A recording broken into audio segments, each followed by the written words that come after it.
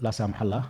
adigoo leasing 6 bilood haysto ama 2 sano haysto ama 3 sano haysto ama 5 sano gudahood haysto ganaax inta leeg haduu kugu dhaco taa micnaheedu waxa weeyaan noloshaada inta ka dhiman wadankan aad ku nooshahay adigii leasing waa isdiiseen dib dambe uma helaysid su'aasha nooskaha marka waxa laga yaabaa qofka hadii luqada ay ku yar adag tahay inuu markiiba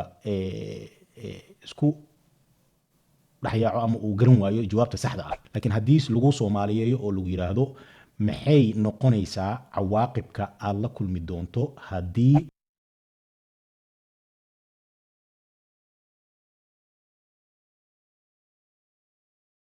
السلام عليكم ورحمة الله تعالى وبركاته إن شاء الله تعالى إن سيدة عدد إنه أهيد وحن كسو جود جرني كابيتال 2 إن نقصو قادنا يدور 10 ودن بيين 10 كيها إن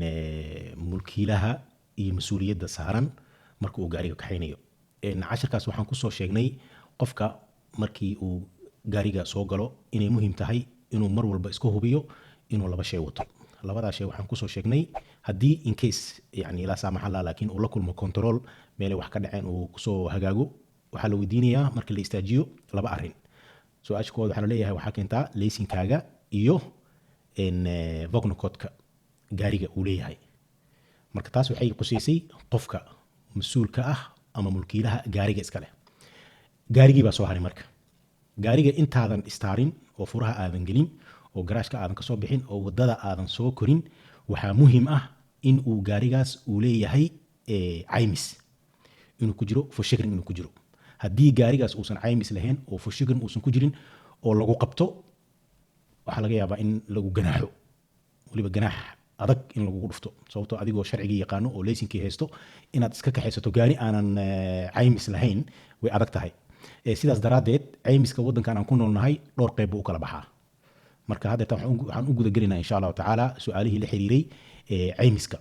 waxa lagu weydiiyay su'aal ah in caymis noocee ah baa looga baahan yahay gaariga afar caymis ama saddex caymis baa lagu soo hordhigay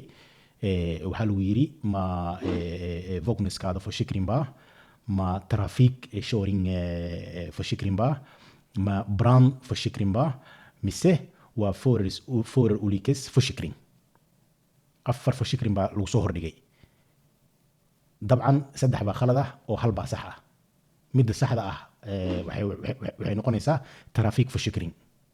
kaasoo trafik försäkring inuu gaariga haysto oo ay qasab tahay trafik försäkring kaas marka waxa laga yaabaa inuu u kala baxo labo del kasko ama full kasko del kasko oo ah ansvar försäkring qofka inuu isaga gaarigu mas'uul ka yahay iyo del kasko wax kasto oo gaarigu uu ku dhaco oo dhib ah in macnaha uu full försäkring uu ku jiro marka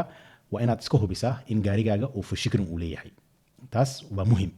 marka saddexdan kale inuu ah brand försäkring ama vogneskaada försäkring ama forer olik försäkring ma aha laakiin waxa qasab ah gaariga inuu ku jiro trafik försäkring taa ayaa jawaabta saxda ah waxaan kaloo ka soo hadalnay isla 10 kan qofka gaariga wado waxyaabaha looga baahan yahay waxaan soo sheegnay qofka inuusan daalaneyn uusan aad u daalaneyn qofka inuusan cabsaneyn oo kale oo maskaxdiisa ay joogto oo marka gaariga uu kaxaynayo oo furaha uu galiyo oo highwayga uu koro inuu yahay qof la socdo waxa hareerihiisa ka dhacaya mar walbo marka dabcan barnaamijkan wuxuu quseeyaa dadka promille shorinka lagu qabto waliba dadka sarxaansan oo khamriga cabsan oo kale marka su'aal baa lagu weydiiyey oo buugga ku taalo oo ka hadlayso promille shorinka marka su'aasha iyadoo nooshka ah waxay oranaysaa va blir följande som du blir som fälte för promille shoring med över 0,5 promille 2 gånger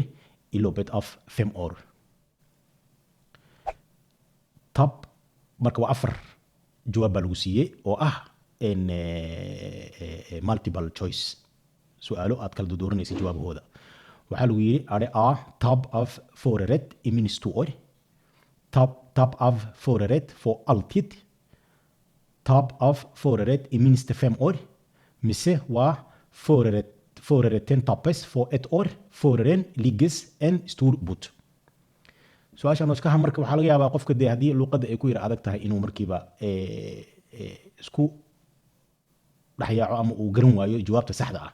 laakiin hadii lagu Soomaaliyeeyo oo lagu yiraahdo maxay noqonaysaa cawaaqibka aad la kulmi doonto hadii lagugu qabto adigoo eber dhibic 5 promille ama sarxaan ah muddo 5 sano gudahood afartii markaa haddeertaan jawaabood ee kala duwanaa tii koowaad waxay ahayd in laysinka aad dhuminayso muddo 2 sano ah jawaabta koowaad oo A ah tan labaad oo B ah iyadana waxay oranaysaa ma sax baa in tap of forward for altitude in weliga ay allaha aad luminaysid laysinkii ama forward codekii oo dib dambe aadan u helin ma tan ayaa sax oo oranaysa tap of forward imin Stephen Orr inaad 5 sano dhuminaysid muddo ganaax ah kadibna dib lagugu soo celin doono mise midan ayaa sax oo D oo oranaysa inaad dhumisid forward 10 tapes 1 sano for 8 or iyo in ganaax weyn la saaro qofkii lagu qabtay 2 sano 5 sano gudaheed asagoo 0.5 promille shoring gaariga ka xeenayo marka jawaabta saxda ah waxa weeyaan waa tan labaad weeyaan waa B oo ah tap of forward for altitude 5 sano ma aha 1 sano iyo ganaax ma aha 2 sanana ma aha forward codeka ama laysinka waxaad misgaraynaysaa weliga ay allaha dib dambana u heli maysid marka haddii nin dhalinyaro aad tahay oo ama qof dumar oo dhalinyaro aad tahay oo 30 iyo 40 inta u dhaxaysa jira oo 2 sano ka hor laysinka soo qaatay oo soo dadaalay waan ognahay lacag badan oo qofka bixinaya traffic wixii uu soo qaadanaya theory-gii buu ku soo baasay obligatory shoring-kii buu maraya marka la saamaxallah adigoo laysinka 6 bilood haysto ama 2 sano haysto ama 3 sano haysto ama 5 sano gudahood haysto ganaax inta leeg haduu kugu dhaco taa micnaheedu waxa weeyaan noloshaada inta ka dhiman wadankan aad ku nooshahay adiga iyo laysan waa isdiiseen dib dambe uma helaysid marka dabcan de arrinkan promille shoring-ka dadka Soomaalida miyuu khuseeyaa dabcan qof kastoo wadankan ku nool oo khuseeyaa ama qofka reer balwadeed ha ahaado ama yuusan ahaanin laakiin su'aashan way ku imaanaysaa marka maadaama su'aashan ay ku imaanayso jawaabta saxda ah waa inaad dhibtaa oo ah top of forward for altitude insha Allah ta'ala wa anigoo ahiliye intaan dib dambe u kulmi doono maxay idinkaga tagayaa assalaamu calaykum wa rahmatullaahi wa barakaatuh